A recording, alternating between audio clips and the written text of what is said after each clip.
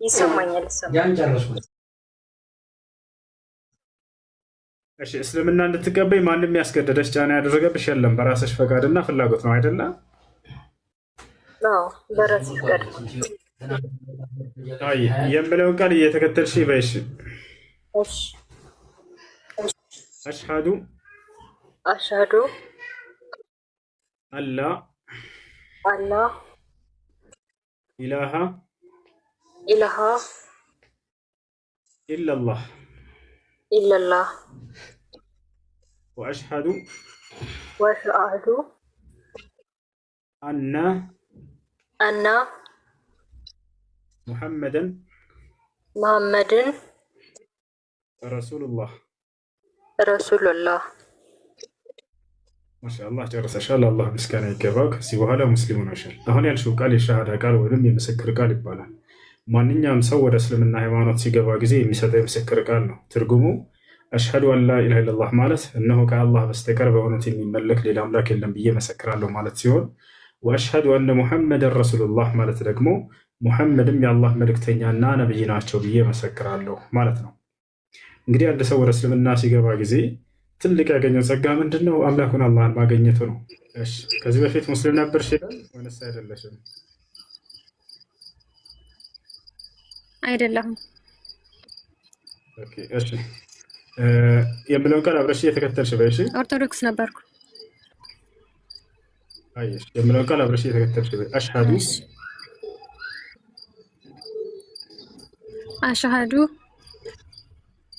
ላ ኢላሃ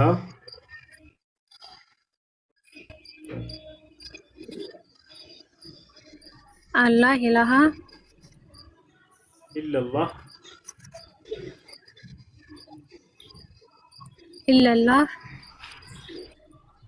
ወአሽሀዱ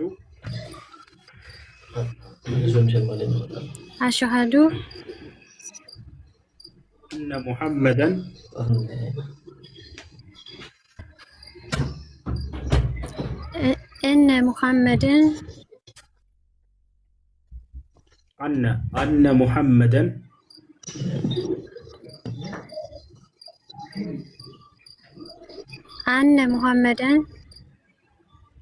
ረሱሉላህ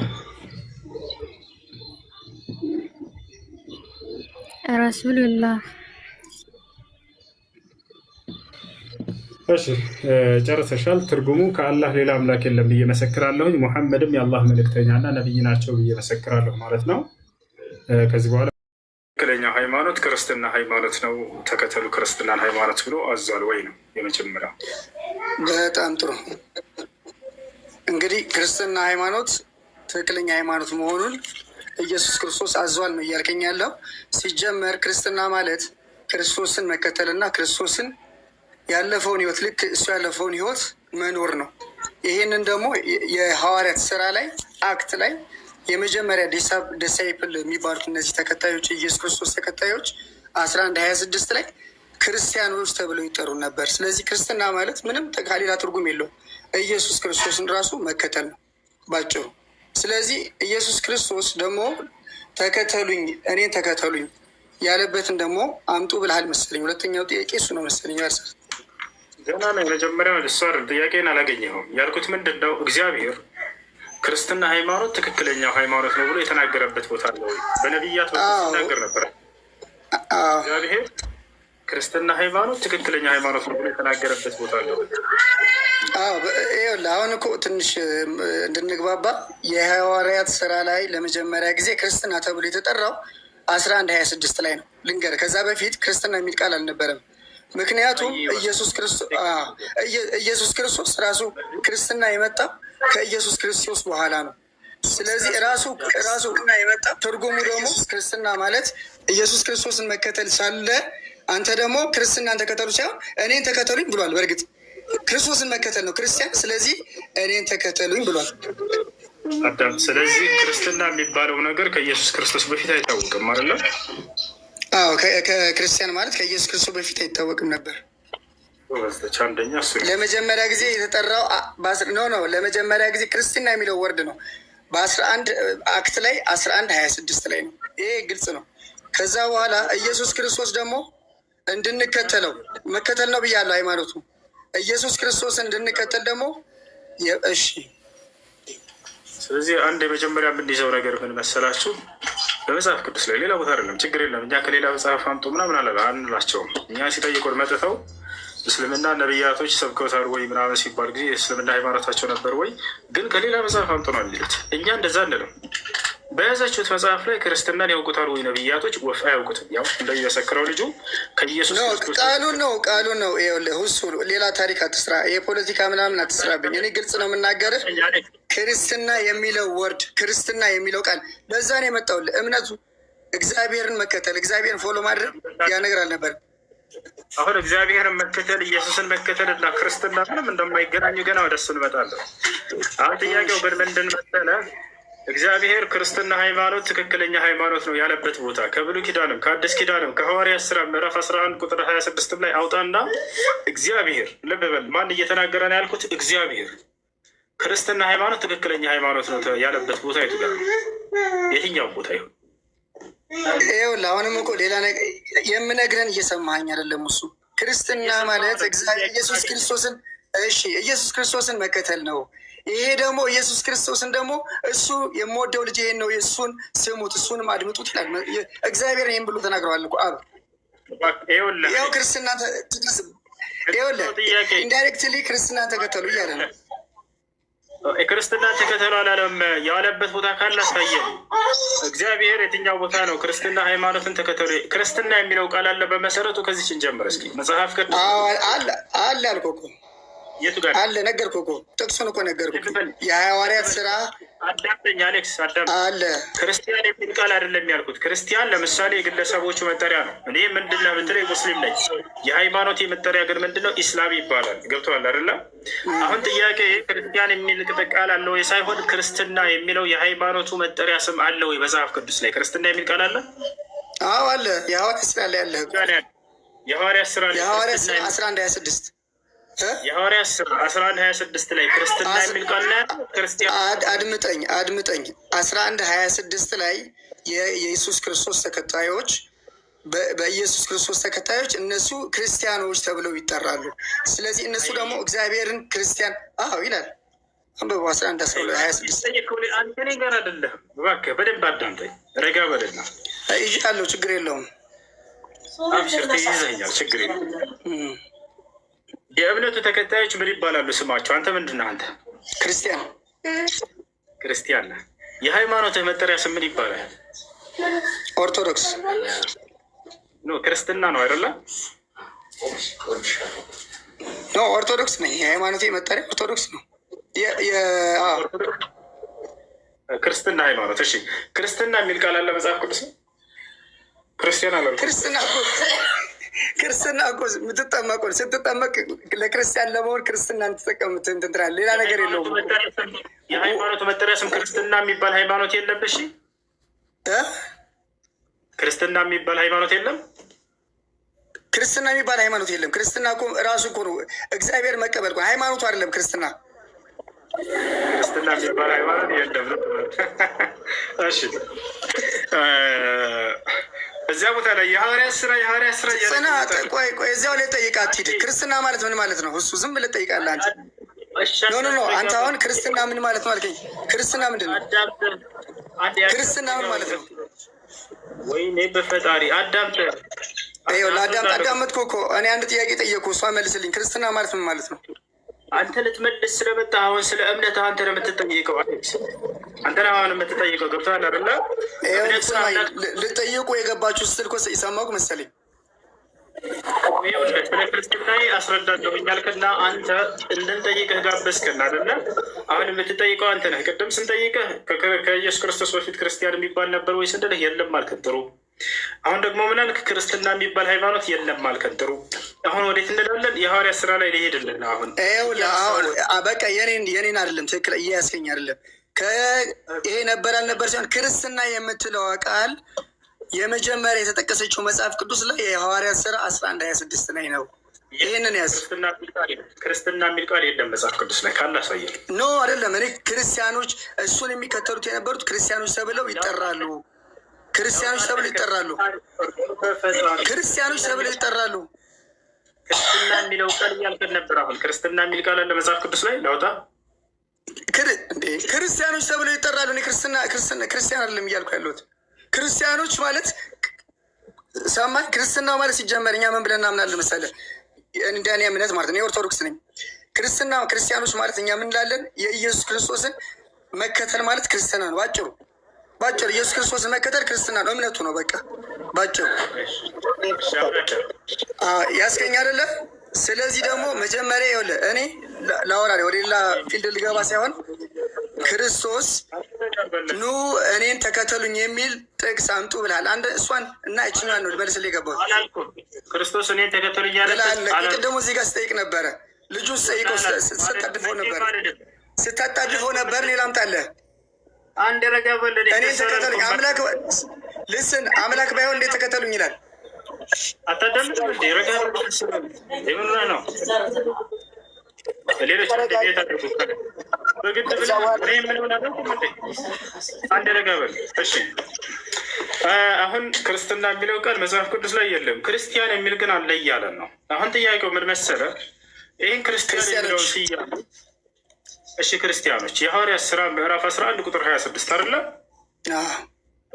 እዚያ ላይ ክርስቲያኖች ብሎ የሰየማቸው እግዚአብሔር ነው ወይንስ ኢየሱስ ነው ወይንስ ነቢያቶች ናቸው? አንድ ስም ቶሎ ማን ነው ክርስቲያኖች?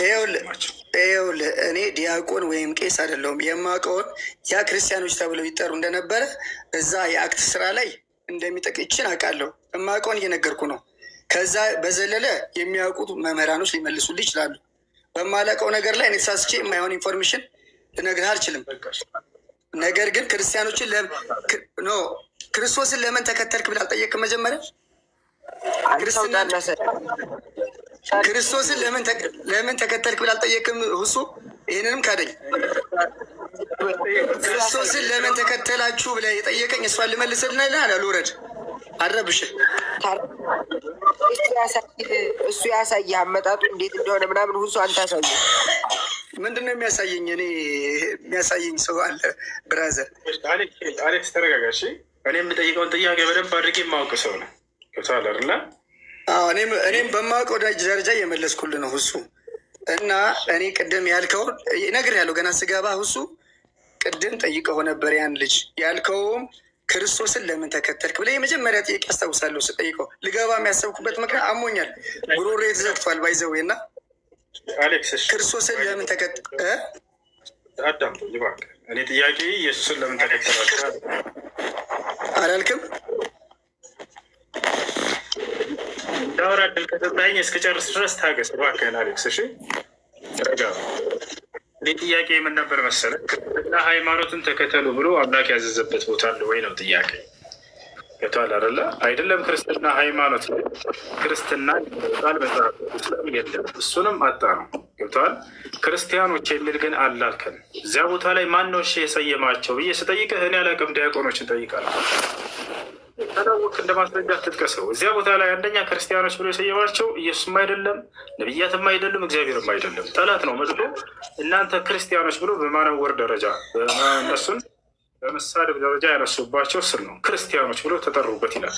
ተባሉ ነው የሚለው። እግዚአብሔር አለ ወይ ላወ የዛን ጊዜ ሲጀመር ኢየሱስ ማድረጓል። ማንም አይደለም አማኝ አይደለም እዚያ ቦታ ላይ ያላቸው ምታለረን። በአንጾኪያ በተሰባሰቡ ጊዜ ደቀ መዛሙርትም በአንጾኪያ ለ1 ዓመት ያክል በቤተክርስቲያን ተሰባሰቡ። በዚያ ለመጀመሪያ ጊዜ ክርስቲያን ተባሉ ይላል። ባይ ማን ነው? አምላክ ነው እንዳንድ ደቀ መዛሙርቱን የመረጠው ማን ነው? ደቀ መዛሙርቱን የመረጠው ማን ነው? አሁን ደቀ መዛሙርት ማን የመረጠው? ክርስቶስ ስለመረጣቸው ነው ክርስቲያኖች የተባሉት። እሺ ልመልስልህ። ረጋ በጠየቅ ደቀ መዛሙርት ማን የመረጠው አለ? ኢየሱስ ክርስቶስ ስንት ደቀ መዛሙርት መርጧል? 12 አይደል? 12 በጣም ጥሩ። እዚያ ላይ ደቀ መዛሙርት የተባሉት የሐዋርያት ስራ ላይ ኢየሱስ ከመረጣቸው ከ12ቱ መካከል ናቸው ወይንስ አይደሉም? የሐዋርያት ስራ ላይ አንዱ ተቀንሷል። እሺ የሐዋርያት ስራ ላይ የተጠቀሱት ከ12ቱ ኢየሱስ ከመረጣቸው ደቀ መዛሙርቶች ናቸው ሌላ ነው? የሐዋርያት ስራ ላይ የተጠቀሱት የሐዋርያት ስራ ላይ እና በስሜ ስላለ እነሱም የሐዋርያቶች የመረጧቸው። እኛ ለምሳሌ የክርስቶስ ተከታዮች እነዚህ ቄሶች ምናምን እኮ የሐዋርያቶች ናቸው የሚባሉት። ለምን ነው ታውቃለህ?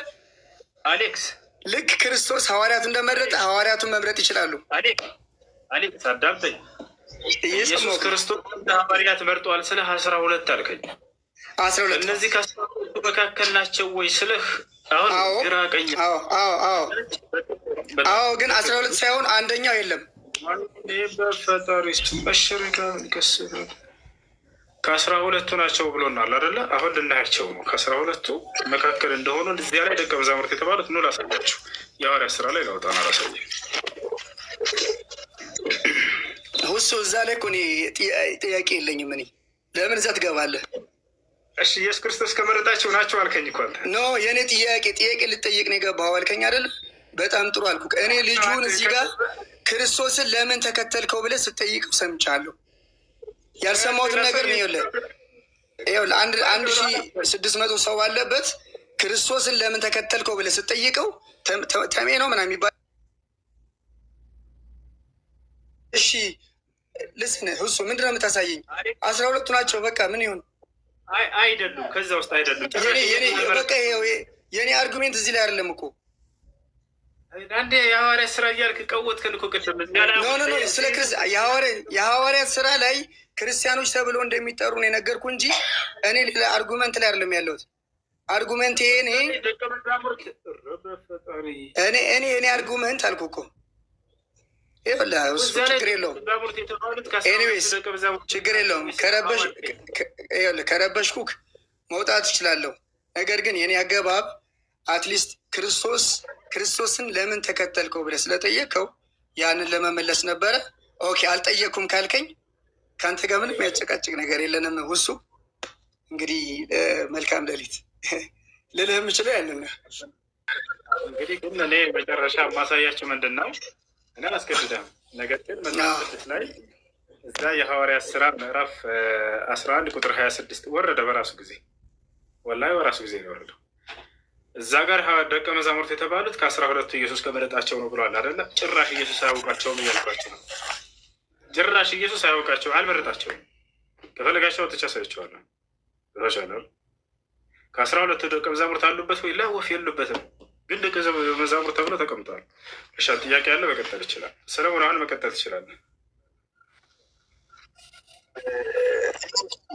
ፈለኩት ስለ አላህ ስብሃነ ወተዓላ በቃ ዘለቅ ያለ መረጃ። እኔ ገና አዲስ ነኝ ማለት አዲስ ገና ፍሬሽ ነኝ። ምንም የማውቀው ነገር የለም።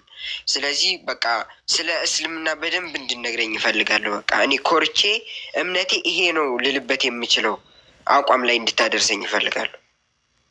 እሺ ሙስሊም ነህ አይደለ?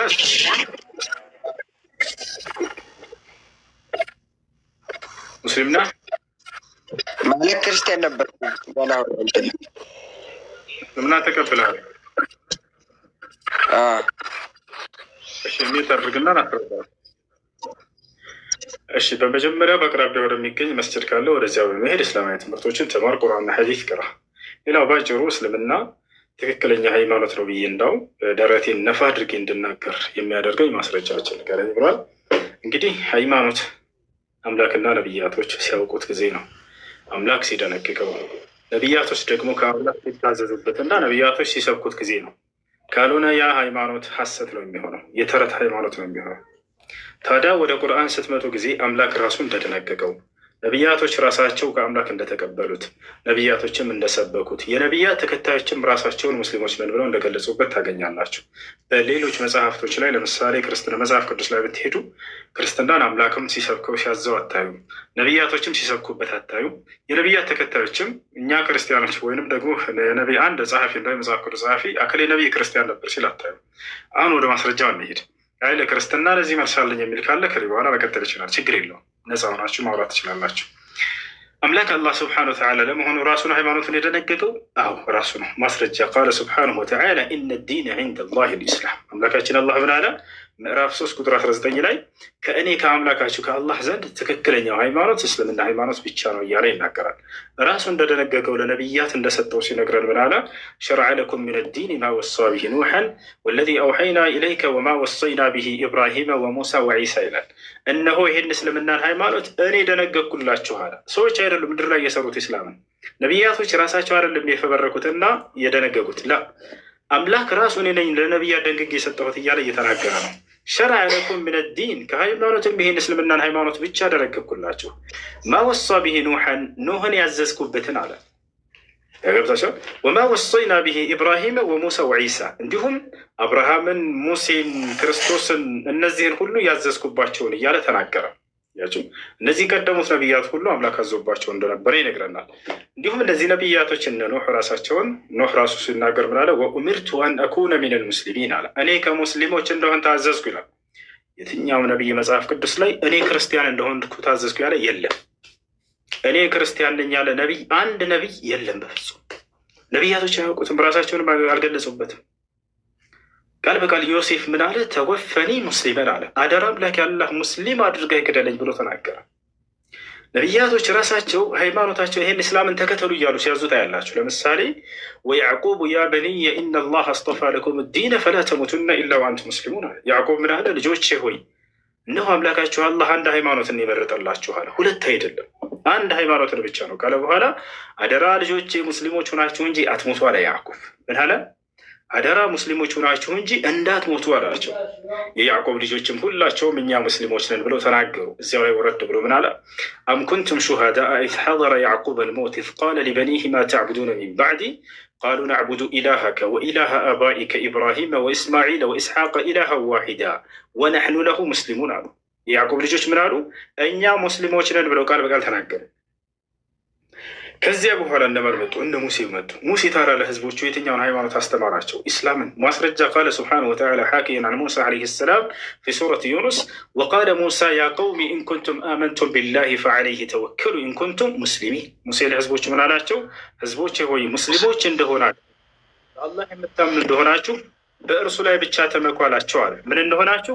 ሙስሊሞች እንደሆናችሁ አላቸው። ታዲያ ህዝቦቹ ምን አሉ? እኛ ሙስሊሞች ነን ብሏል የሙሴ ህዝቦች? አዎ ማስረጃ በሱረቱ አዕራፍ ላይ ምን አሉ የሙሴ ህዝቦች? ረበና አፍሪግ ዐለይና ሰብረን ወተወፈና ሙስሊሚን አሉ። ጌታችን አላህ ሆይ ሙስሊም አድርገህ ግደለን አሉ ቃል በቃል። ሌላ ማን ቀረ? የክርስቶስ ተማሪዎች ሐዋርያቶች። ሐዋርያቶች ምንድን ነን ብለዋል? ቃል በቃል እኛ ሙስሊሞች ነን ብለዋል። ማስረጃ በሱረቱል ማኢዳ ምዕራፍ 5 ቁጥር 111 ላይ ምን አሉ? ወኢዝ አውሐይቱ ኢለል ሐዋርይን አን አሚኑ ቢ ወቢረሱሊ ቃሉ አመና ወሽሀድ ቢአንና ሙስሊሙን። ሐዋርያቶች ቃል በቃል እኛ ሙስሊሞች መሆናችንን መስክር አሉ ይላል። በሌላ ቦታ ላይ በሱራ አልዕምራን ላይ ቃል በቃል ልክ እንዲሁ እኛ ሙስሊሞች ነን ይላሉ። ቃለ ስብሓነሁ ወተዓላ ሓኪየን ዐን አልሐዋርይን ፊ ሱረት አልዕምራን ፈለማ አሐሰ ዒሳ ሚንሁም አልኩፍረ ቃለ መን አንሳሪ ኢለላህ ቃለ አልሐዋርዩነ ነሕኑ አንሳሩላህ አመና ቢላህ ወሽሀድ ቢአንና ሙስሊሙን። ሐዋርያቶች ምን አሉ? እነሆ በአላህ አምነናል እኛ ሙስሊሞች መሆናችንንም መስክር አሉም ይላል። ያሰላም ይህ ነው እና ነቢዩ ሰለላሁ ዐለይሂ ወሰለም የመጨረሻው የነቢያት መደምደሚያ ተደረጉና እርሳቸውም እንደቀደሙት ነቢያት ኢስላም ይህ አምላክ የደነገገው ነቢያቶች የታዘዙበት፣ ነቢያቶች የሰበኩበት፣ ነቢያቶች ራሳቸውን የገለጹበት ሆነ ታገኝታላችሁ ማለት ነው። ይሄን ጥያቄ ግን ሄዳችሁ ወደ መጽሐፍ ቅዱስ እንዳው እዛ ነቢያቶችና አምላክ ያውቁታል ወይ ክርስትናን ሄዳችሁ ብታዩ እግዚአብሔር ከኦሪት ዘፍጥረት እስከ ራዕይ ድረስ ክርስትና ሃይማኖትን ደነገግኩላችሁ ወይም ክርስትና ሃይማኖትን ተከትሎ ያለበት ቦታ የለም። አንድም ነቢይ እኔ ክርስቲያን ነኝ ያለ የለም። አንድም ነቢይ መጽሐፍ ቅዱስ ላይ እኔ ክርስቲያን ነኝ ያለ የለም።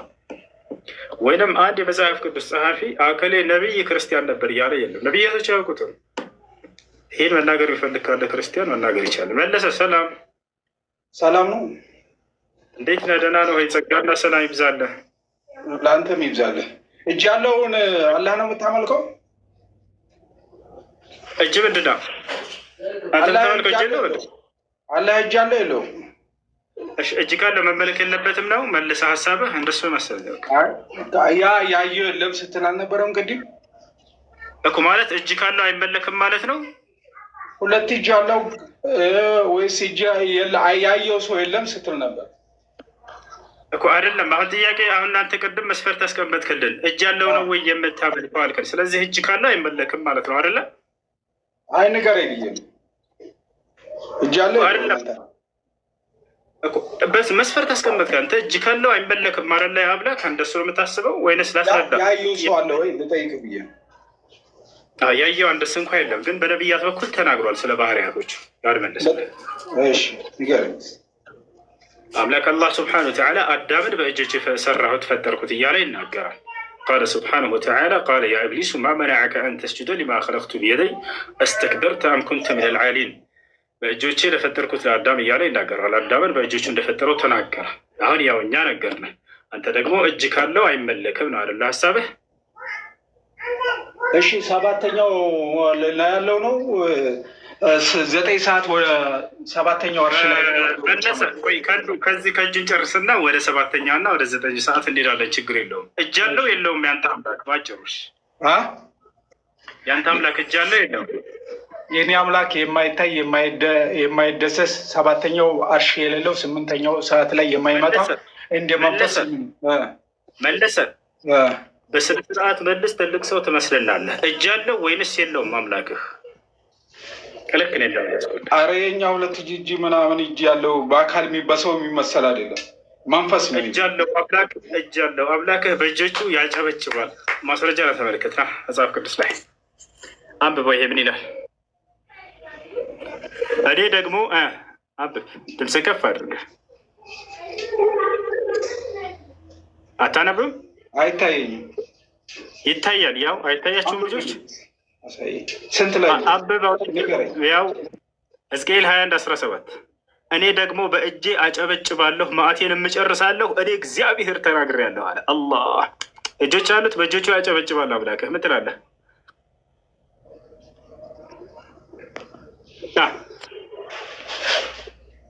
የሚያጨበጭብ አምላክ ታመልካለህ? ያንተ ተረት ተረት ነው፣ የኔ አይደለም።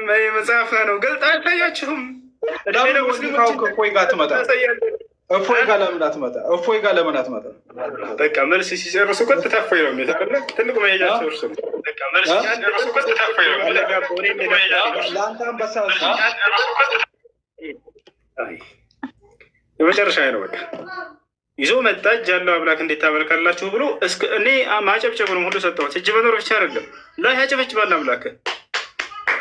ያ ሰላም አለይክ። ለማንም የሚያጨበጭበው ይህ አስኬዳ። እንዲህ አይነት አካሄድ አትሂዱ፣ ተው አትሂዱ፣ እንዲህ አይነት አካሄድ። እሺ ከላይ አዛይል ሰላም። አቤት። አዛይል ሰላም። ሰላም። እንዴት ነሽ? ደህና ነሽ? እግዚአብሔር ይመስገን። እሺ ጥያቄ አለሽ? ጥያቄ አለኝ። እሺ ቀጥይ። አቤት። ጥያቄ የለሽም? አለኝ። እሺ ጥያቄሽ ምንድን ነው?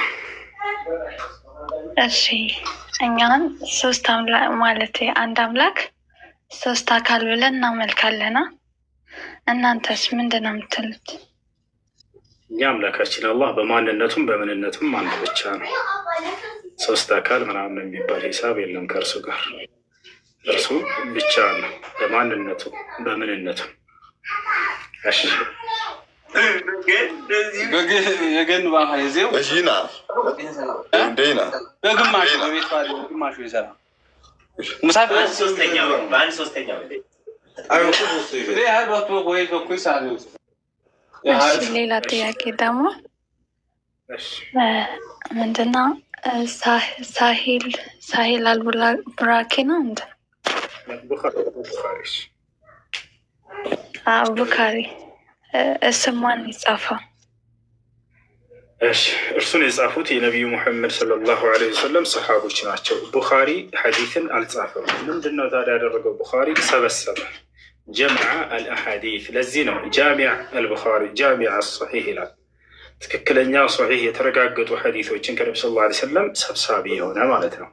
ብዙ ሰው የሚመስለው ቡኻሪ መጥቶ የጻፈ ነው እና ቡኻሪ ጀምዕን ያደረገው ሰበሰበ። ታዲያ መቼ ነው የተጻፈው ሐዲት ካላችሁ በነቢዩ ሰለላሁ ዐለይሂ ወሰለም ዘመን ነው። ማስረጃ ቃል በቃል ሰሓቦችን ነቢ ሰለላሁ ዐለይሂ ወሰለም እክቱቡ ኩል ማ የኽርጁ ሚን ፈሚ ፈኢነሁ ላ የኽርጁ ሚን ፈሚ ኢላ ሐቀን አሉ። ሰሓቦችን ምን አሏቸው? ከእኔ ከአፌ ከአንደበቴ የምትሰሙትን የሚወጣውን ሁሉ ጻፉ፣ ከእኔ አንደበት እውነት እንጂ ሐሰት አይወጣምና ነው። ስለዚህ ከአንደበታቸው የሚወጣውን ሁሉ ቁርአንንም ሐዲስም ሲጽፉ ነበር ማለት ነው። በሌላ ቦታ ላይ ኩና الوحي عن رسول الله صلى الله عليه وسلم كنبي صلى الله عليه وسلم አንደበት የሚወጣውን ግልጠተ መለኮት እንጽፍ ነበር ይላሉ ሰሃቦች። ስለዚህ ቁርአንም ሐዲስም በነብዩ ሰለላሁ ዐለይሂ ወሰለም ዘመን የተጻፈው። ከዚያ በኋላ ታዲያ እነ ቡኻሪ ተበታትነው የነበረውን በአንድ የመሰብሰብ ስራ ነው ያደረገው ቡኻሪና ሙስሊም መጥተው ላይ ሌላ ጥያቄ አለ?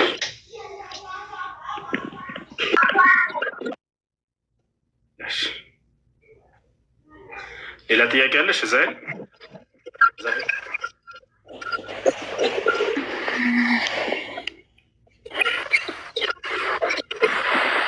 ቀይስ አንዴ እንዳታወርደኝ።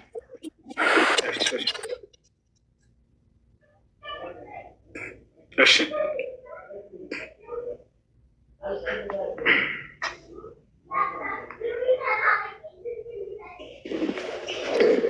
ምሳሌ ማለት ነው ኢየሱስ ክርስቶስ የተወለደ ከድንግል ማርያም የተወለደ በስጋ ወይም የተገለጠው የኛን የውርስ ኃጢአት ለማጥፋት ነው። ኢሳት እሺ መልካም። ሰላም አለይኩም። ወአለይኩም ሰላም። እንዴት ናችሁ? አልሐምዱሊላህ።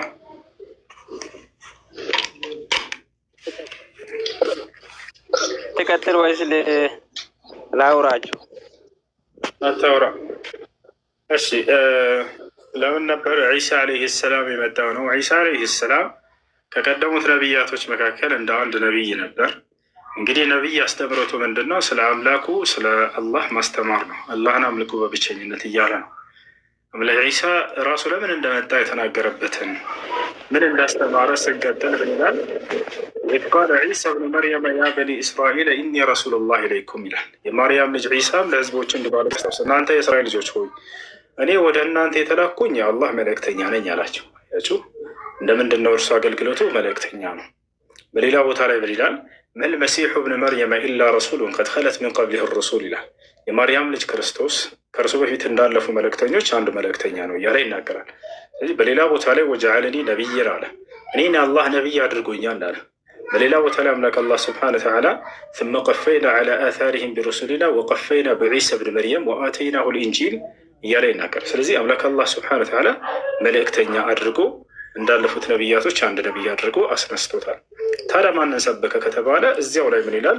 ወኢነ ላሀ ረቢ ወረብኩም ፈዕቡዱሁ ሀዛ ሲራጡ ሙስተቂም አለ። ይህ ነው የመጣበት ዓላማ። አገልግሎት ነው ከተባለ ነው ጥሪ ያደረገበት ከተባለ አላህን በብቸኝነት ተገዙት እያለ ነው። የእኔም ጌታ የእናንተም ጌታ እርሱ አላህ ነው እና እርሱን በብቸኝነት ተገዙት አለ። ስለዚህ የመጣው ለምንድን ነው? ሊሂዳየት ናስ ኢለላሂ ሱብሓነሁ ወተዓላ ወኢላ ዲኒሂ ልቀዊም አልእስላም አልዓዚም። ዒሳ የመጣው ለምንድን ነው? ሰዎችን ወደ አንዱ አምላክ ወደ አላህ እርሱን አምልኩ እያለ ጥሪ ሊያደርገን የመጣው እንዳለፉት ነቢያቶች። ልክ እንዲሁ ሌላው ምንድን ነው? ዒሳ ሙበሽር ነው። ኢንጂል ወይንም ወንጌል ማለት ብስራት ማለት ነው። ብስራቱ ታዲያ ስለምንድን ነው? ቀጣይ ስለሚመጣው መልእክተኛ ነቢይ ነው። ዒሳ ምን አለ? ወሙበሽረን ቢረሱሊን የእቲ ሚን ባዕድ ስሙሁ አሕመድ አለ። ሌላው አገልግሎት የመጣሁበት ዓላማ ከእኔ በኋላ ያለውን መልእክተኛ ላበስራቸው ዘንድ ነው አለ። ማን ይባላል? እርሱም ስሙም አሕመድ ወይንም ሙሐመድ ይባላል አለ። ከእርሱ በኋላ ያለውን ታላቁን መልእክተኛ አብስሮ ሳለ ሰዎች ግን አስተባበሉት፣ አንቀበልም አሉት፣ ካዱት። ልክ አይሁዳውያኖች መሲሁን አንቀበልም እንዳሉ ማለት ነው። ያ እሺ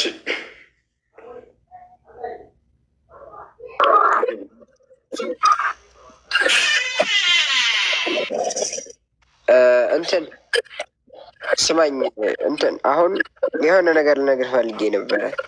ማለት አንተ እዚህ ቁጭ ብለህ ማለት የራስን እየተናገርክ ስለ እንትን አሁን አንተ የምትናገረው ሌላ ላይቭ ላይ ደግሞ ቁርአንን የሚሳደቡ አወቅም ብለው በጣም የሚለፈልፋሉ እና አንዳንዴ እንኳን ወደ ሄድ ጥያቄ አለው። ሲቀጥል ሰለቸን እኮ ይሄ ነገር ወይ መጥተው አይናገሩ ራሳቸው እነሱ ይልኳቸዋል። ከይፍ ያኔ እስከ መቼ ድረስ ይልኳቸዋል? እስኪ አንድ ቀን ገብታችሁ ሁሴን ጋር ገባና እስኪ አውራልን በሉት። ማንኛውም ሰላም አለይኩም። ወአለይኩም ሰላም ሐጂ ሹክረን አቡ ሐጂ ሹክረን። ሰላም አለይኩም። ወአለይኩም ሰላም። እንዴት ነህ አብዱ? በል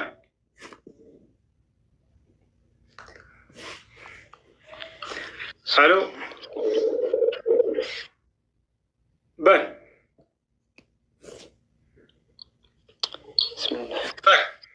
ኔትወርክ እያስቸገረኝ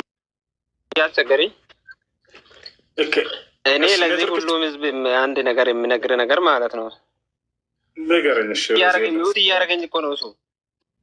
ተው እናንተ ሚውት አታድርጉት። ካልሆነ ሚውት ነው የማላደርጋችሁ። አሁን ተናግራችኋለሁ። ቀጥል። እሺ ብስሚላህ አልሐምዱሊላህ። አሁን በፊት ክርስቲያን ነበርኩ። አይ ወአለይኩም ሰላም መርሐባ።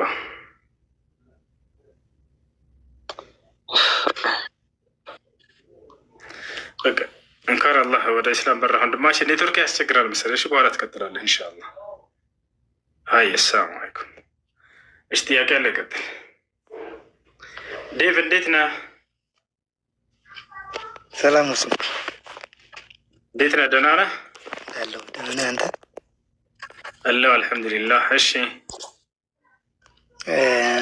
ስለ ኢየሱስ ቅድም ስታወራ ነበርና ስለ ኢሳ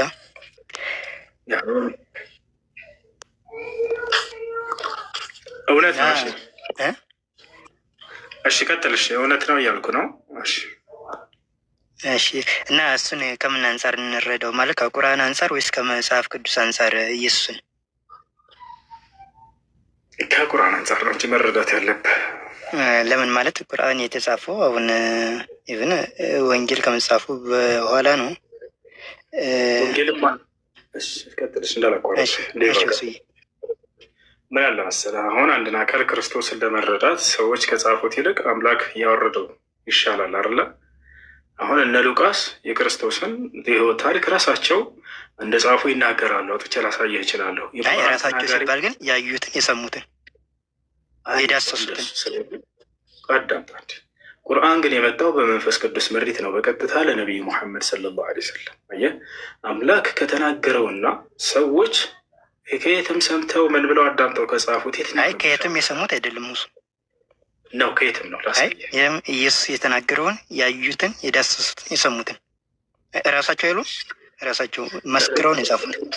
ሉቃስ ኢየሱስ ክርስቶስን አይቶታል፣ ያውቀዋል፣ መርጦታል። ከሐዋርያቶች መካከል ያየነውን የሰማነውን እናገራለን አይደለም እኮ። ኢየሱስ ክርስቶስ ስንት ደቀ መዛሙርቶች ነበሩት? ለምሳሌ 12 120 ቤተሰብ አሉት። 12 ደቀ መዛሙርቶች ነበሩት። ኢየሱስ ክርስቶስ የመረጣቸው 120 ቤተሰብ መጽሐፍ ቅዱስን የጻፉት እነዚህ 12 ደቀ መዛሙርቶች ናቸው። 120 ቤተሰብ አሁን ክርስቶስ በአጠቃላይ ያስተማሪያቸው 120 ቤተሰብ መርጧቸዋል ለመምህርነት ማለት ነው። ኢየሱስ ክርስቶስ እሺ፣ በመጽሐፍ ቅዱስ ላይ ኢየሱስ ክርስቶስ ስንት ደቀ መዛሙርቶች ነበሩ? 120 አልኩ። ኢየሱስ ክርስቶስ 120 ደቀ መዛሙርቶች እንደነበሩት መጽሐፍ ቅዱስ ላይ ያሳየ። እንዴት ጋር ሐዋርያት ስራ ምዕራፍ 1 ላይ ሐዋርያት ስራ ምዕራፍ 1 ላይ 120 ደቀ መዛሙርት ነበሩ። 120 ቤተሰብ ማለት 12 ሐዋርያት፣ 72 አርድእት እና 36 ቅዱሳን አንስት። አንዴ ኢየሱስ ክርስቶስ የመረጣቸው ደቀ መዛሙርት ስንት ናቸው? ስለ 120 ናቸው ብለኸኛል። ኢየሱስ ክርስቶስ የመረጣቸው ደቀ መዛሙርቶች 120 መሆናቸውን ማስረጃ አንብብልን። አይ ሲጀመር ዓለምን ሁሉ ነው የሚመርጠው፣ ግን ለማስተማር ከሆነ 12ቱን ሐዋርያት ሾሟቸዋል። ከዚያስ ሌላው ደግሞ ከ12 ሐዋርያት ውጭ ያሉት ደግሞ ምን ሆነ? ክርስቶስን ተከትለውታል ለማስተማር ለወንጌል አገልግሎት 120 ቤተሰብ መሆኑን በሐዋርያት ስራ ምዕራፍ 1 ጀምረህ ማየት ይችላል። ምዕራፍ 1 ላይ ሐዋርያት ስራ ምዕራፍ 1 አንድ መጽሐፍ ነው ያዝኩት፣ አንድ ስልክ ነው ያዝኩት። እሺ እናነብላለን፣ ችግር የለውም። የሐዋርያት ስራ ምዕራፍ 1 ነው። ምዕራፍ 1 እሺ አንብብልህ ምዕራፍ 1 እስኪ ክፈተው እና መጽሐፍ ካለ ክፈተው። እሺ ቁጥሩን እርግጠኛ ስላልሆንኩ ነው። ችግር የለውም። ያው የሐዋርያት ስራ ምዕራፍ 1 ቁጥር 1 አይደለ? እሺ ወደ ላይ እስኪ ስክሮል አድርጉ። እሺ ያው እሺ አሁን ወደ ላይ 120 እስከሚለው አለ ቁጥሩ አለ ሙሉ ማለት ነው። እስኪ ወደ ላይ ሆነ 120 ደቀ ማነው ሐዋርያቶች ቁጥሩን አይችልም ገረ ችግር የለም። ችግር አንተ እንደፈለክ በቃ ያወጡልኛል። ካወጣለሽ ደግሞ 12 እሺ አሁን 12 ደቀ መዛሙርት ለማንኛውም አምላክ ከተናገረውና ሰዎች እሺ አምላክ ከተናገረውና ሰዎች ተከታትለን ጻፍን ካሉት የትኛው ነው የተሻለ የሚሆነው? የትኛውን እንመን ብለህ እሱ አሁን ስለ ቁርአን እኔ ምንም የምናገረው ነገር አይኖረኝም። አሁን ከወንጌላት ማለት ነው ከጻፉት ውስጥ ማለት ነው በታሪክም ሆነ በትንቢትም ሆነ አንድ ስህተት ካለው መናገር ትችላለህ። ምክንያቱም የአንድ ቃል እውነተኝነት የሚራገጠው ጃምጠኝ አሁን የትኛውን እንቀበል የሚለውን መስፈርት እንጂ እያስቀመጥን ያለ ነው። ስለ መጽሐፍቶች አላነሳ ነው። እንደው የትኛው መቀበል ያለ ስለጠየቅ አምላክ የተናገረው አምላክ የተናገረው በጣም ይህን ሐዋርያት የጻፉት ደግሞ ማንን ነው? አምላክ የተናገረውን ክርስቶስ ማለት ነው። ክርስቶስ የተናገረውን ቆይ አዳምጠኝ አንዴ አዳምጠኝ። እነሱ ሁሉን ተከታትለን ጻፍናል እንጂ የአምላክ ቃል ነው ብለው የተናገሩበት ቦታ አለ። ሐዋርያትን ማን ነው መጽሐፍ ቅዱስ የሰሙትን እኮ ነው። አብረን ጠጣን፣ አብረን ዋልን፣ አብረን አደርን እያሉ እየተናገሩ የዋሉትን እንዴ። እሺ በጣም ጥሩ አንዴ አዳምጠኝሽ። አሁን ቁርአን ላይ ቀጥታ ስንመጣ ጊዜ ቃል በቃል ምን ይላል? ዛሊከ ልኪታቡ ላ ረይበ ፊህ ይላል። ይህ ቁርአን ከአምላክ ዘንድ ለመሆኑ ምንም ጥርጥር የለም። አንዴ አዳምጥ። የእኛ ነቢይ ነቢ ስ ላ ስለም ስለ ዒሳ ሲጽፉ ጊዜ ሁሉን ተከታትዬ ከእነንትና ሰምቼ አላሉም። ገብታችኋል አይደል? ወይንም የነቢ ስ ላ ስለም ሰሃቦች ከእነንትና ተከታትለን ምናምን አላሉም። ቀጥታ ተናጋሪው ማን ነው? አምላክ ነው። ያ አንተ ዒሳ እያለ የሚያናገረው ራሱ ነው። እንዳይገደል አደረግኩት፣ እንዳይሰቀል አደረግኩት እያለ ቀጥታ የሚናገረው ራሱ ነው። ገብቷል? ስለ ዒሳ እኔ መልእክተኛ ያደረግኩት እያለ የሚናገረው ራሱ ነው። እኔ ነቢይ ያደረግኩት ራሱ ነው። አምላክ ነው ራሱ ስለ ዒሳ የሚነግረህ።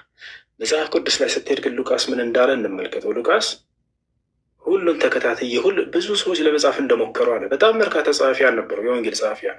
እኔም ልክ እንደዛ ታሪክ እንድጽፍ መልካም ሆኖ ስለታየኝ ጻፍኩኝ ይላል። ችግሩ ምንድን ነው? እሺ ወሱዬ ማለት ምንም እነሱ ሲጽፉ ጊዜ የአምላክ ቃል ነው ብለው ጻፉ ብለው የአምላክ ቃል ነው ብለው የተናገሩበት ቦታ አለና ሉቃስ የአምላክ ቃል ማለት የአምላክ ቃል ነው ብለው ተናግረዋል። እኛ ከሰማይ የወረደ ምናምን የምንለው ታሪክ የለም። ምክንያቱም ኢየሱስ ክርስቶስ ከሰማይ ወረደ አላልኩም። ከሰማይ ወረደ አላልኩም። ራሱ ኢየሱስ ክርስቶስ የተናገረው ነው። ተመልከት፣ አዳምጠኝ። ዴፍ የአምላክ ቃል ነው ብሎ ያምናል ወይ ሉቃስ መጽሐፉን? እንዲህ ኢየሱስ ክርስቶስ እኮ አምላክ ነው። የአምላክ ቃል ነው ብሎ ያምናል ወይ ጸሐፊው ሉቃስ መጽሐፉን? በደንብ ነው የራሱ ኢየሱስ ክርስቶስ የተናገረውን አይደል? የቱ ጋ ነው ሉቃስ የአምላክ ቃል ነው ይሄ መጽሐፍ ቅዱስ የጻፍኩት ብሎ የተናገረበት? ወይንም ማርቆስ ወይንም ማቴዎስ ወይንም ዮሐንስ የትኛው? እሺ የሉቃስ ወንጌል ስለማን ነው የሚናገረው? አሁን አትጠይቅ። ማስረጃ ልክ እኔ እንደሰጠው እንድትሰጠኝ ነው። የአምላክ ቃል ነው ብሎ የጻፈ አንድ ያንተ ጠያይቅ ስለሚመቸኝ ነው ማለት ማወቅ ከፈለግ ነው። ዴቫ የአምላክ ቃል ነው ብለው የተናገሩበትን አሳየን ነው ይሄን መጽሐፍ ቅዱስን እነዚህ ጸሐፊያን ወንጌላቶች። እንዲህ ወንጌሉ ራሱ እኮ የኢየሱስ ክርስቶስ ማለት አራቱም ወንጌላት ተመሳሳይ ነገር በታሪክም ማስረጃ ያለው እዛው አይሁዳውያን የፈጸሙት በዓለም የሚደግፈው የአንተ እምነት ነው ዴቭ። ግን የመጽሐፉ ጸሐፊያን እምነት የአምላክ ቃል ነው ብለው የተናገሩበት ቦታ አለ ወይ? ጸሐፊዎቹ ሲጽፉ ማለት የአምላክ ቃል ስትል እኔ አልገባኝም ብዬ ነው። ግልጽ ነው። የአምላክ ቃል ነው ብሎ የተናገሩበት ቦታ አለ ወይ? ይሄን የሚናገሩትን ቃል የጻፉት ማለት አምላክ እያወራ እነሱ የጻፉት እንደ ጻፉት ነው። አዎ እንደሱ አምላክ እየነገራቸው የጻፉ ናቸው ወይንስ አይደሉም? እንዴ ያዩትን እየጻፉ ለምን ይነግራቸዋል? ያዩትን ጻፉ አላልኩም እኮ ያዩትን እየጻፉ ጥያቄው የአምላክ ቃል ነው ብለው ያምናሉ ወይ እነዚህ ጸሐፊያን? ማርቆስ፣ ሉቃስ፣ ዮሐንስ፣ ማቴዎስ ሲጽፉ ይሄ የምንጽፍላቸው የአምላክ ቃል ነው ብለው ተናግረዋል። ግልጽ ጥያቄ ማለት እኔ ጥያቄው አልተዋጠልኝም። እንዴት አድርግ እንደመስልት አላውቅም። መልኩ እንደመለሰልህ በቃ እነዚህ ሰዎች የጻፉት ምንድን ነው? ባጭሩ የክርስቶስን የህይወት ታሪክ ነው። ምድር ላይ ያሳለፈውን የህይወት ታሪክ። መልካም ገና ስትጀምር ጊዜ ማቴዎስ ምን ይላል? የኢየሱስ ክርስቶስ የህይወት ታሪክ ብሎ ይጀምርልሃል። ከዛ አብርሃም እንትናን ወለደ እንትናን ወለደ ምናምን ብሎ ታሪኩን ይዘረዝራል። ልክ እኛ አንድ የረጋበን እንጂ ዴቭ አዳም ልክ እኛ ጋር ለምሳሌ ምን አለ ከተባለ ሙአሪኮች አሉ ታሪክ የሚጽፉ የነቢዩ ሰለላሁ ዐለይሂ ወሰለም የህይወት ታሪክ ብሎ የሚጽፍ አለ። ገብተዋል። ረውደቱል አንዋር ፊ ሲረት ነቢይ ልሙክታር አለ። ለምሳሌ ሶፊዩ ራሕማን ሙባረክ ፉሪ የሚባል ሰው ተነሳና የነቢዩ መሐመድ የህይወት ታሪክ አለ። ወንጌላት ማለት ልክ እንደዛ ናቸው። አንድ ታሪክ ጸሐፊ መጥቶ እንደጻፈው ናቸው። እኛ ያንን ረጋበል እኛ ሶፊዩ ራሕማን መጥቶ ስለ ነቢ ስ ላ ስለም የህይወት ታሪክ የጻፈውን የአምላክ ቃል ነው እንላለን ወይ? ላ እንለም። አለ አንድ ጸሐፊ ታሪክ ጸሐፊ መጥቶ የጻፈው ነው። ሉቃስም ምን አለ? የታሪክ መጽሐፍ ነው የምጽፍላቸው አለ። የማንን? የኢየሱስ ክርስቶስን የህይወት ታሪክ ምድር ላይ ያሳልፈውን ኢየሱስ እንዲህ ብሎ ከዛ እንዲህ ብሎ ከዛ እንዲህ አድርጎ ምናምን እያለ ተረኩ ያንን ጻፉ። ስለዚህ እነዚህ የታሪክ መጽሐፍቶች እንጂ የአምላክ ቃል ናቸው ብለው ደፍረው ራሱ ወንጌላቶች ጸሐፊያን አልተናገሩም የትኛውን ቦታ ላይ። ይህን ይመስላል። እሺ ጨረስክ? እሺ ማለት አሁን ቃል በቃል ከሆነ የምፈልገው ጀስት ቁጥርና ምዕራፉን ላልሰጥ እችላለሁ፣ ግን ኢየሱስ ክርስቶስ ታሪክ መጽሐፉ ራሱ ኢየሱስ ክርስቶስ ስለ አምላክ ነገር የሚወራ ከሆነ የአምላክ ቃል መሆኑ ማስረጃ በዚህ ነው። አሁን አንተ ኢየሱስ ክርስቶስ አምላክነትን ስለማትቀበል ጀስት እንደ ማንኛውም ታሪክ አድርገህ ወስደው ትችላለህ። ኖ ስለ ኢየሱስ ክርስቶስ ጻፉ ማለት ሐዋርያቱ ስለ አምላክ ጻፉ ነው። ስለ አምላክ የተጻፈው ደግሞ ምንድነው? የአምላክ ቃል ነው አይደል እንዴ? በቃ እንደሱ ከሆነ ጸሐፊያኖቹ ኢየሱስን ማርቆ ማን ነው? አሁን ከተናገርከው ከአንተ አምላክ መሆኑን ስለማታምን ነው አለኝ። ጥሩ ችግር የለውም። እነዚህ ጸሐፊያኖች ኢየሱስ ክርስቶስ አምላክ ነው ብለው ካመኑ ልናይን አሁን በማስረጃ ሉቃስ ኢየሱስ ክርስቶስን አምላክ ነው ብሎ ያምናል። ሉቃስ ኢየሱስን አምላክ ነው ብሎ ያምናል። ሁሉም ሐዋርያቱ ሐዋርያ በኋላ ሉቃስ ኢየሱስ ክርስቶስን አምላክ ነው ብሎ ያምናል። ያምናል። እውነት ነው። ማስረጃ ሉቃስ ኢየሱስ ክርስቶስን አምላክ ነው ብሎ ተናገረ አላለም የሚል ማስረጃ አቅርብልኝ። እኔ ሙሉ ወንጌሉ ስለ አምላክነቱ ስለሆነ የተጻፈ ማለት ነው እኮ እንዳሳየኝ እኮ እያልከኝ ነው። እንደዚህ ጸሐፊያን አምላክ ሉቃስ አምላክ ነው ኢየሱስ ያለበትን ቦታ አስተያየሽ ችግር የለም። ያው እየጠየኩህ አሳየኝ። ሙሉ የሉቃስ ወንጌል ስለ ኢየሱስ ክርስቶስ አምላክነት የሚመሰክር ድንቅ ተአምራት የሚሰራ ነው። አንድ ጥቅስ ስጠኝ ኢየሱስ አምላክ ነው ያለበት ቦታ ሉቃስ። አንድ ሁለት አይደለም አንድ። እኔ እኮ ምን አልኩ? ሙሉ ወንጌሉ የሱ ነው አልኩ እኮ። ወይ በፈጣሪ አንድ ጥቅስ ስጠኝ ኢየሱስ አምላክ ነው ያለበት ሉቃስን። እሺ ሉቃስ ወንጌል ምዕራፍ 1 ላይ ብትመለከት ኢየሱስ ክርስቶስ በድንግልና ተወልዷል። ስለዚህ አምላክ ነው።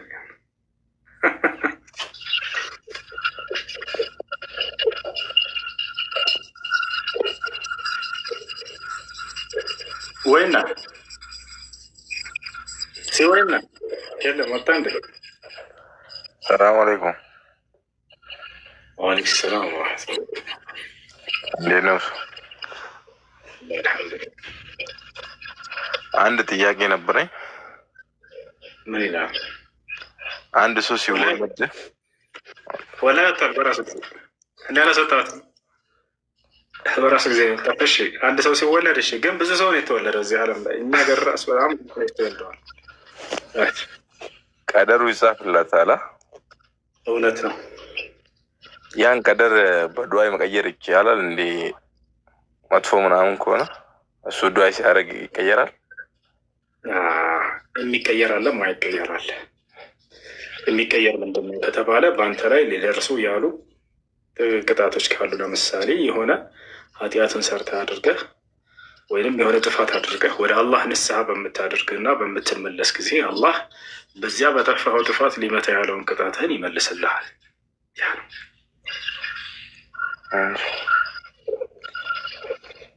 እሺ። እና ደግሞ ለምሳሌ አሁን ሸዋልን ጀምሬ አንድ ቀን ጾሜ ካቋረጥኩ በኋላ እና በሁለተኛ ቀን ዘልዬ ሶስተኛ ቀን ብጾም ችግር አለው እንዴ? በደንብ ዘለህ ሶስተኛ አምስተኛውንም ቀን መጾም ትችላለህ። ችግር የለውም። ብቻ ስትዘል እግርህ እንዳይሰበር እንፈልጋለን። እግርህ እንዳይሰበርብህ። ለማንኛውም ከፈለጋችሁ እያቆራረጣችሁ መጾም ትችላላችሁ። ከፈለጋችሁ ደግሞ ሳታቆራርቁ በተከታታይ መጾም ትችላላችሁ። በላጩ ግን የትኛው ነው? በተከታታይ መጾም ነው። ለምን ከተባለ መልካም ስራ ቶሎ መሰራት አለበት። መቼ ሞት እንደሚመጣ እናውቅምና አሳልፌ ጾማለሁ ስትል የሳኔ ሞት ሊመጣብህ ይችላል። አልሙእሚን ላ ዩዐጅል ዐመለ ልኸይር፣ ሙስሊም መልካም ስራን አያንጓድልም ማለት ወደፊት እሰራዋለሁ ብሎ እንትን የሚል አይደለም። ሞት መቼ እንደሚመጣብኝ አላውቅምና ቶሎ እሰራዋለሁ ይላል። ስለዚህ በላጩስ ነው። አይ ያቆራረጥኩ ልጾም ካደረገን ሰውየው ይችላል፣ ችግር የለውም። እሺ ሹክረና ያፎን። እሺ ጥያቄ ያለው መጠየቅ ይችላል። ማሚ አሰላሙ አለይኩም። ወአለይኩም ሰላም ወረሕመቱላሂ ወበረካቱህ። እንዴት ነህ? ደህና ነህ?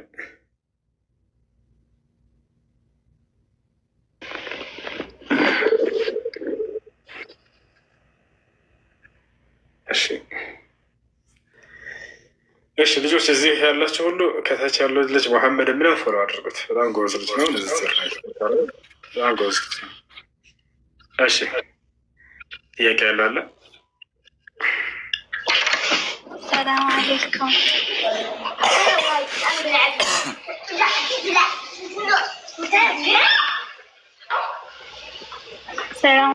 እሺ ሁሱ አንድ ጊዜ አስገባኝ በአላህ ይላል። እኔ 2 ጊዜ ነው የማስገባ። ናግባ። እሺ ጥያቄ ጠይቅ። የገባ ሰው ካለ ጥያቄ። ሄሎ ወአለይኩም ሰላም ወራህመቱላህ። እሺ አንተ ጥያቄ ነበረኝ ነው። አይ አሁን ለምሳሌ ከስታይ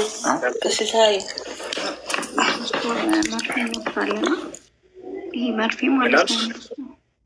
የ3 ወር የምንወስደው የእርግዝና መከላከያ መርፌ እውነት ነው። እሺ እና እሱ አሁን ፔሪዳችን ያዛባብናል። እሺ ስለዚህ አሁን ቢያንስ በወር እስከ አንዳንዴ እስከ 15 ቀን ይቆያል። አንዳንዴ ደግሞ በቃ ወሩንም የሚፈስበት ጊዜ አለ። በዛ ሰዓት ጾምና ሰላት እንዴት ነው የምናደርገው? እሺ የእርግዝና መከላከያ እያላችሁ መድኃኒት የምትጠቀሙ ሰዎች ትልቅ ጉዳት ይሄ ነው። ሶላታችሁን እንዲዛባባችሁ ያደርጋል። ምክንያቱም ያ የወር አበባው እየተቆራረጠ ስለሚመጣ የዛኔ ትቸገራላችሁ። እንዳጠቃላይ ሰዓት ይሰጣል። በዚህ የተፈተኑ ሰዎች ታዲያ ምንድን ነው ማድረግ ያለባቸው ከተባለ ወሩን ሙሉ የወር አበባ የሚፈስ ከሆነ ወሩን ሙሉ ሳይሰግዱ ያቋርጣሉ ወይ? ላ ይሰግዳሉ። ግን እንዴት ያደርጋሉ? ልክ የሀይዱ መምጣት በሚጀምር ጊዜ 1 ብለው መቁጠር ይጀምራሉ። ልክ ከዚያ በፊት በማንቀን በሚመጣቸው የሀይድ ቀናቶች ቁጥሩና በዚያ ያደርጋሉ ማለት ነው። 7 ቀን ከሆነ ሲመጣት የነበረው ልክ 1 ብሎ ሲጀምር ለ7 ቀን ያክል መስገድን ታቋረጥና ከ7 ቀን በኋላ ባለው ግን ትሰግዳለች። ነገር ግን ለእያንዳንዱ ሶላት እስቲንጃና ውዱ ማድረግ አለባት። ቀጣዩን ሶላት በምትሰግድ ጊዜ ያ ደም ሊፈስ ስለሚችል በመካከል ማለት ነው። በዚህ መልኩ ትቀጥላለች። ሀይሌ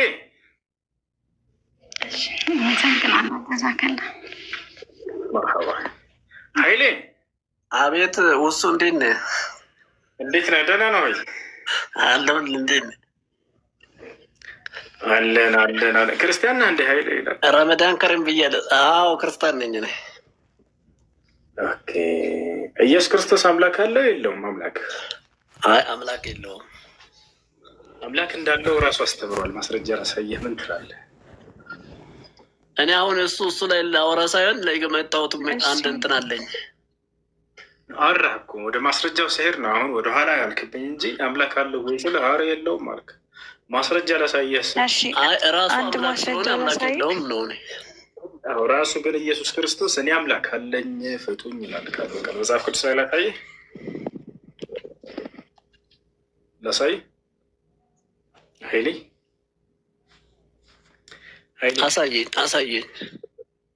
አሳየኝ። እንደሱ ነው የሚባለው። ቆይ ላሳየህ። ኢየሱስ ክርስቶስ መጽሐፍ ቅዱስ ላይ ዮሐንስ ወንጌል ምዕራፍ 20 ቁጥር 17 ላይ ምን አለ መሰለህ? ያው ቁጥር 17 ኢየሱስም ገና ወደ አባቴ አላረግኩምና አትንከኝ፣ ነገር ግን ወደ ወንድሞቼ ሄደሽ እኔ ወደ አባቴና ወደ አባታችሁ ወደ አምላኬ እና ወደ አምላካችሁ አድርጋለሁ ብሏል ብለሽ ንገሪያቸው አለ። ወደ አምላኬ እና ወደ አምላካችሁ አለ። ማን ነው የኢየሱስ ክርስቶስ አምላክ አምላክ እያለ የሚጠራው? ኃይሌ በስጋው እኮ ነው ወደ አምላክና ወደ አምላክ ያለው እንጂ በስጋዬ ነው ያለው። የቱ ጋር ነው? የለም እንደዛ የሚል መጽሐፉ ላይ። እሱን ያለችው ቤተክርስቲያን ናት፣ መምህሮቻቸው። ኢየሱስ አላለም።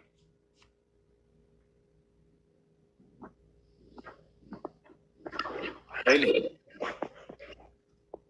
ኃይሌ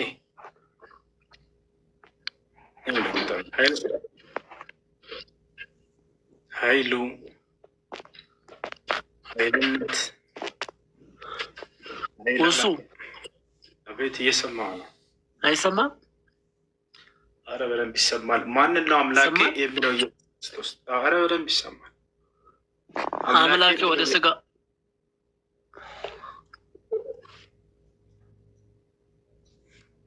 ኃይሉ ኃይልሻ በደንብ ይሰማል። ኃይልነት ኃይለለም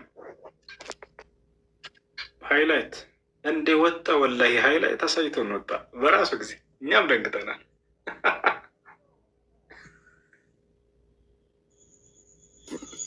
እሱ ጥያቄ ነበረኝ። ሰላም አለይኩም። ዋሌኩም ሰላም ረሕመቱላህ በረካቱ። ጥያቄ ምንድን ነው? የኔ ጥያቄ እሱ በረመዳን አሁን በስህተት ግንኙነት ያድርጉ ባልና ሚስቶች ከፋራ እንደሚያወጡ የታወቀ ነው እና ከፋራውን ባል ብቻውን ነው የሚያወጣው ወይስ ለየግላቸው ያወጣሉ የሚለውን ነበር። ጥሩ ጥያቄ ነው። በደንብ አድርጋቸው መልሱን አዳምጡ። ከእንደ ማስረጃው ስለምነግራቸው በመጀመሪያው ጀምር ጊዜ በረመዳን በቀኑ ክፍለ ጊዜ ግንኙነት ማድረግ አይቻልም። የቀን ክፍለ ጊዜ የሚባለው ሰዓትም ከሱብሒ አዛን ጀምሮ እስከ መግሪብ አዛን ድረስ ያለው ቀኑ ክፍል ነው። ከዚያ በኋላ ግን ሌሊት ላይ ማድረግ ችግር የለውም። ሌሊት የሚባለው ክፍለ ጊዜ ደግሞ ከመግሪብ አዛን ጀምሮ እስከ ሱብሒ አዛን ድረስ ያለው የሌሊቱ ክፍለ ጊዜ ነው። ማስረጃ ቃለ ስብሓነሁ ወተዓላ ፊ ሱረት አልበቀራ ኡሒለ ለኩም ለይለተ ሲያሚ ረፈቱ ኢላ ኒሳኢኩም። አላህ ስብሓነሁ ወተዓላ በሱረት አልበቀራ ላይ ሲናገር ምን አለ? በሌሊት በጾም ሌሊት ከሚስቶቻችሁ ጋር መገናኘት ለእናንተ ተፈቀደ አለ። አረፈት ፊ ሃዚሂል አያ ቢማዕና አልጅማዕ ማዕናሁ አልጅማዕ። ስለዚህ ሌሊት መገናኘት ችግር የለውም፣ ቀን ግን ተከልክሏል። ስለዚህ በቀን ክፍለ ጊዜ ባልና ሚስት ግንኙነት ቢያደርጉ ቅጣት አለባቸው። ሶስት ነገር ማድረግ ከእነርሱ ይጠበቅባቸዋል። አንደኛ ተውበት ማድረግ። ባልና ሚስት ግንኙነት ካደረጉ አንደኛ ተውበት ማድረግ፣ ንስሐ ማድረግ። ምክንያቱም ኃጢአትን አድርገዋል። ኃጢአት ደግሞ ንስሐ ያስፈልገዋል። ስለዚህ አላህ ስብሓነሁ ወተዓላ ወደ ወንጀል ላይ ከወደቃችሁ ወደ እኔ ንስሐ አድርጉ ብሎ ተናግሯል። ፈመን ታበ ሚን ባዕድ ظልሚሂ ወአስለሐ ፈኢነ ላሀ የቱቡ ዐለይሂ ኢነላሀ ገፉሩን ረሒም ወኢኒ ለገፋሩ ሊመን ታበ ኢላ ገይሪሃ ሚነል አያቲል ቁርአንያ አለቲ ጃአት ፊል ኪታብ ወሱና። እሺ ይህን ከጨረስን በቀን ላይ ግንኙነት ያደረገ ሰው ወንጀለኛ ነው። አንደኛ ተውበት ማድረግ አለባቸው። ሁለተኛ ቀዳ ማውጣት አለባቸው። ያ አንድ ቀን ተበላሽቷልና በግንኙነት ምክንያቱም በረመዳን ግንኙነት ያደረገ ሰው ጾሙ ይበላሻል። ስለዚህ ምን ይጠበቅባቸዋል? ቀዳ ማውጣት ይጠበቅባቸዋል ያችን አንድ ቀን። ሶስተኛው ነገር ከእነርሱ የሚጠበቀው ምንድን ነው? ከፋራ ማውጣት። ከፋራ ቅጣት ነው ለዚያ። እሺ አሁን ማን ነው ይሄንን የሚያወጣው ታዲያ ወደሚለው እንምጣ። ሁለቱም ናቸው ወይንስ ባል ነው ወይንስ ሚስት ነች? አንደኛ ባልና ሚስት ሁለቱም በፈቃደኝነት አድርገው ከሆነ ሁለቱንም ይመለከታል። ሶስቱ ቅድም የጠቀስኳቸው፣ አንደኛ ንስሐ ማድረግ፣ ሁለተኛ ቀዳ ማውጣት አንዷን ቀን፣ ሶስተኛ ከፋራ ማውጣት። ከፋራው ምንድን ነው? 2 ወር በተከታታይ መጾም ነው። ከታቸዋል። ያን ካልቻለ ለ60 ድሃዎች መመገብ ነው። ወደ ማስረጃው እንመጣለን። ስለዚህ በሁለቱም በፈቃደኝነት ከሆነ የተደረገው ሁለቱንም ይመለከታል ይሄ ቅጣት። ሁለተኛ ሚስት አይቻልም፣ ሐራም ነው፣ ክልክል ነው እያለችው እየከለከለችው፣ ባል ግን ያንን እሱ ከሆነ በጉልበት ተጠቅሞ ያደረገው በሚስቱ ላይ እሱን እንጂ ቅጣቱ የሚመለከተው እርሷን ቅጣቷ ይመለከታል። በእርሷ ላይ ያለባት ታዲያ ምንድን ነው? አንዷን ቀን ቀጣ ማውጣት። ምክንያቱም ያ ጾም ተበላሽቷል። ኸላስ አንድ ቀን ቅጣ ብቻ አለባት፣ ግን ከፋራ የለባትም እርሷ ፈቃደኛ ስላልነበረች። ሶስተኛ በዚሁ አንጻር በተቃራኒ ባል ሐራም ነው አይቻልም ክልክል ነው እያላት እርሷ ግን በጉልበት ተጠቅማ ከሆነ ያንን ነገር እርሷን እንጂ የሚመለከተው እርሱን አይደለም። እርሱ ላይ ያለበት ቅጣ ብቻ ነው አንጻሩ ማለት ነው። ይሄ ሊኖር ይችላል ወይ ልትሉ ትችላላችሁ። አይታወቅም። ሴቶች ውሹ እየሰሩ ነው፣ ቴኳንዶ እየሰሩ ነው፣ ካራቴ እየሰሩ ነው።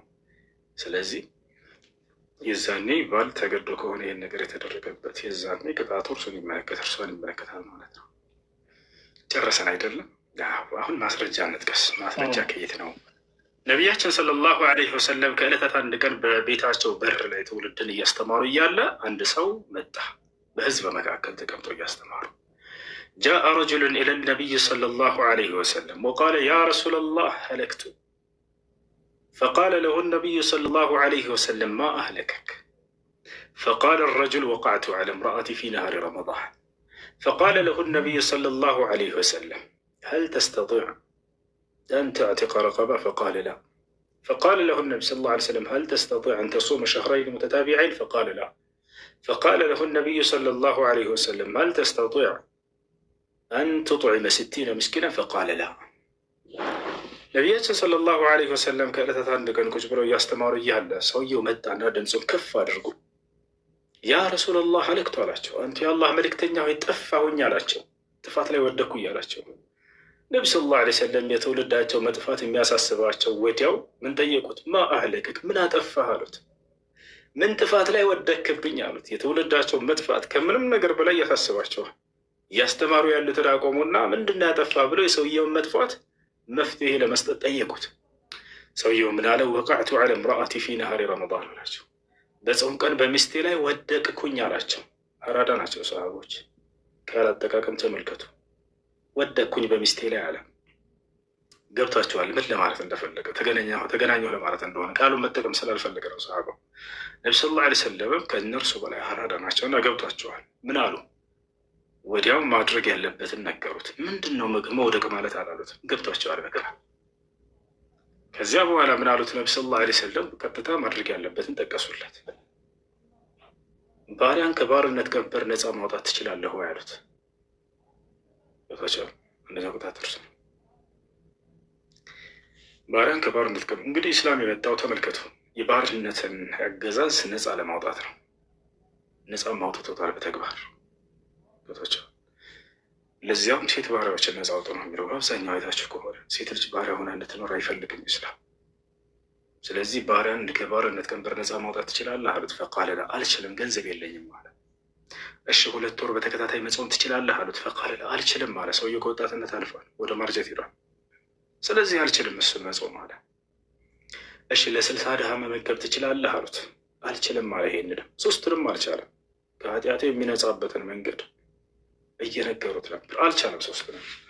ታዲያ ይህ ሰውዬ ከና ኃጢአቱ እንዲመለስ አልፈለጉም። ነቢ ሰለላሁ ዐለይሂ ወሰለም ከኃጢአቱ የሚነጻበትን መንገድ ሊያደርጉለት ነው። ከኃጢአቱ የሚነጻበትን መንገድ ሊያበጁለት ነው። ተመልከቱ፣ አላህ በቁርአን ላይ ምን ብሏቸዋል? ወዩዘኪሂም ብሏቸዋል። ከኃጢአታቸውም ትውልዱን ያነጻቸዋል። መሐመድ አሁን ይሄ ባህሪያቸው ሊስተዋል ነው እዚህ ጋር። ከዚያ ነቢ ሰለላሁ ዐለይሂ ወሰለም ከኃጢአት የሚነጻበትን መንገድ ሊፈልጉለት ወደ ቤታቸው ገቡና ለ60 ሰው የሚመጥን ምግብ ፈለጉ። ቤታቸው ውስጥ ምንም አላገኙ። በዘንቢል የተቀመጠ ቴምር ብቻ አገኙ። ነቢያችን ሰለላሁ ዐለይሂ ወሰለም በተከበረ ትከሻቸው ያንን በዘንቢል የተቀመጠ ቴምር ለ60 ህዝብ የሚያበላን ያንን ተሸክመው ወጡ ከቤታቸው። አስቡ ሳሉት እስኪ ተሸክመው ከቤታቸው። እናንተ አግዘኝ ናውጣ ምናምን አላሉም። ላ ራሳቸው አነሱና ተሸክመው ወጡ። ከዚያ በኋላ ትውልድ እንዳለ ተሰባስቧል። ብዙ ሺህ ህዝብ መዲና ላይ ነው። አስቡ፣ በርካታ ህዝብ ካመነ በኋላ ነው። ሰውየው በህዝቡ መካከል ስለተቀላቀለ ማየት ራሱ አልቻሉም፣ በስተዋልና ከቤት ከወጡ በኋላ አይነሳ ይላሉ። ጠየቁ፣ የታለ አሁን የጠየቀኝ ሰው አሉ። ፈቃለ አነ ያ ረሱላላህ፣ እኔ ነኝ አንተ አላህ መልእክተኛ ብሎ ወጣ ከመካከላቸው። ተዓሉትን ሚን አሉት፣ እና ወደ እኔ ቅረብ አሉት። ቀረበ ሰውየው። ናና ይሄን ውሰድ፣ ለ60 ድሃዎችን በአካባቢ ለሚገኙ አብላቸው፣ አላህም ኃጢአትህን ይምርልሃል፣ ሂድ አሉት። አያቸው ሰውየው ታላን ቢል ጥሩ ነው። ያ ረሱላላህ፣ አንተ የአላህ መልእክተኛ ሆይ በዚህ አካባቢ እንደኔ የባሰበት ድሃ የለም እኮ አላቸው። ሰደቃ ደግሞ የሚገባው ከማንም በላይ ድሃ ለሆነ ሰው ነው። ከእኔ በላይ እንደዛ የባሰበት የለም፣ ሁሉም አለው፣ እኔ ነኝ የሌለኝ ድሃው እኔ ነኝ አለ። ፈضحك ነቢ ሰለላሁ ዐለይሂ ወሰለም ሳቁ። ገብቷቸዋል ማለት ይፈልጋል። እንደሱ ከሆነ ሰደቃ የሚገባው ከማንም በላይ ለድሃዎች ነው ተብሏልና አላህ በቁርአን ላይ እነመ ሰደቃቱ ሊልፉቀራ ብሏል። ሰደቃ መጽዋት የሚገባው ለድሃዎች ናቸው ብሎ ተናግሯል። እና ቤተሰቦችህ ድሃ ከሆኑ ለአንተ ለቤተሰቦችህ አብላው፣ አላህም ኃጢአትህን ይምርልሃል፣ ሂድ አሉት። ወዲያው ሰውየው ሄደ እና ይህ ነው። ስለዚህ በረመዳን ግንኙነት ያደረገ ሰው ቅጣቱ በዚህ መልኩ ይሆናል ማለት ነው። ገብተዋል ወንድማችን ጀምስ? ሽኩራን ገብቷል። አብሶ ሽኩራን። ሌላ ጥያቄ ይቻላል? ይቻላል ግን ብዙ ደቂቃ ተወሰድሽ። ሌሎችም ስላሉ 50 ደቂቃ ብቻ ሰጥቻለሁ። ፈጠን አድርገህ 50 ደቂቃ። እሺ ሽኩራን አመሰግናለሁ። ላሳጥር እና ያው እንግዲህ አላህ ይጠብቀን፣ በእስልምና ኖረን በእስልምና የምናርስ አድርገን እና እንዲያው ቢያጋጥም በሚለው ነው። አንድ ሙስሊም ሰው ወደ ክርስትናው ቢሄድና በኋላ ግን መመለስ ቢፈልግ ትዳር መስርቶ ልጅ ካፈራ በኋላ መመለስ ቢፈልግ ወደ እስልምና እና ቢመለስ እነዛ ባልተመለሱት ልጆቹ ይጠየቃሉ ወይ ሚለውን ነው። ባልተመለሱ ልጆች ይጠይቃ። ኦኬ እሱ ወደ ኩፍር በሄደ ጊዜ አብረውት ወደ ኩፍር የሄዱ ልጆች ያፈራቸው ልጆች አሉ በዛ በኩፍርናው ጊዜ እና እሱ ግን በኋላ ተጸጽቶ ወደ መጀመሪያ ዲኑ ተመለሰ። እነዛ ልጆቹ ግን አልተመለሱም እና በልጆቹ ይጠይቃሉ ወይ የሚለው ነው። በጣም ጥሩ ጥያቄ። አንደኛ ዳዕዋ ማድረግ አለበት። ዳዕዋ አድርጎላቸው ከተቀበሉ ሰየው አንቀበልም ካሉ ፈቀድ አዳ ማ የጅቡ ዐለይህ በእርሱ ላይ ያለበትን ግዴታ ተወጥቷል፣ አይጠይቅም። ዳዕዋ ያደርግላቸው፣ ይምከራቸው። ዳዕዋ ባያደርግላቸው እና ችላ ብሎ በዛው ቤተዋቸው የዛኔ ነው ተጠያቂ የሚሆነው። አይ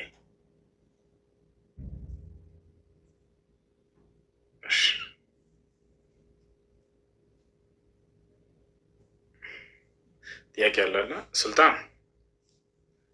سلطان بن عبد العزيز آل الشيخ. يا سلطان. السلام عليكم. السلام ورحمة الله.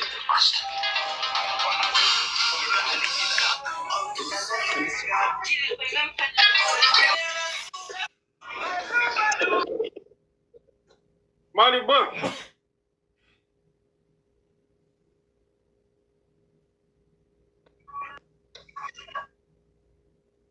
اشتياق لنا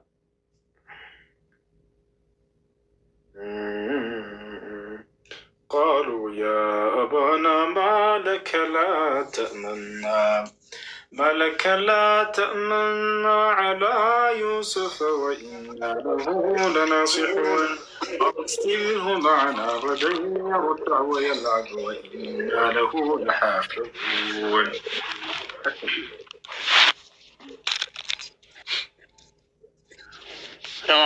ሰላም አለይኩም።